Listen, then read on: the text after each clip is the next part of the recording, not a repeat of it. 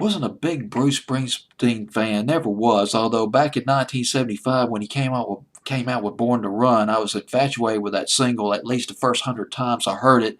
It was so reminiscent of the 60s. It was Bob Dylan, Phil Spector's Wall of Sound, just boom, merged together to one rocking single. And Tunnel of Love was a favorite of mine by him. One Step Up was a nice record by him I really liked.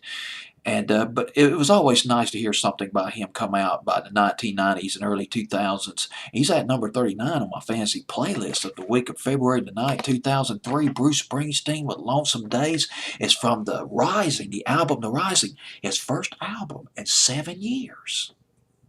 Came out in 2002.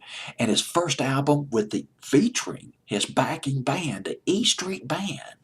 First album with the E Street Band in about 17, 18 years for Bruce Springsteen. Most of the songs on The Rising, they were written after September the 11th. Now, supposedly, legend has it that the inspiration for this album came. Somebody in a car pulled up next to Bruce Springsteen. The guy rolls down his window and he says, "We need you now." This supposedly happened just a few days after 9/11.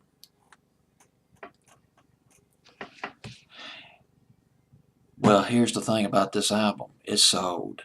My God. Bruce Springsteen, he still had selling power. Of course, he did a lot of touring too, which helped. With the first single was The Rising. The second single was Lonesome Days. I really liked The Rising. It was like, man, I'm so glad to see Bruce Springsteen is back. It was so nice to see him back in stride.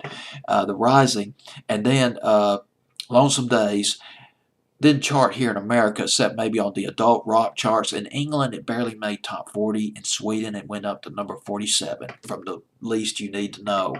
But here's the thing. The album, The Rising, sold 2,100,000 copies in America. 520,000 of those copies were sold the first week of release. I tell you what, Boss has got staying power. This guy could still sell some records. Bruce Springsteen at number 39 with Lonesome Days.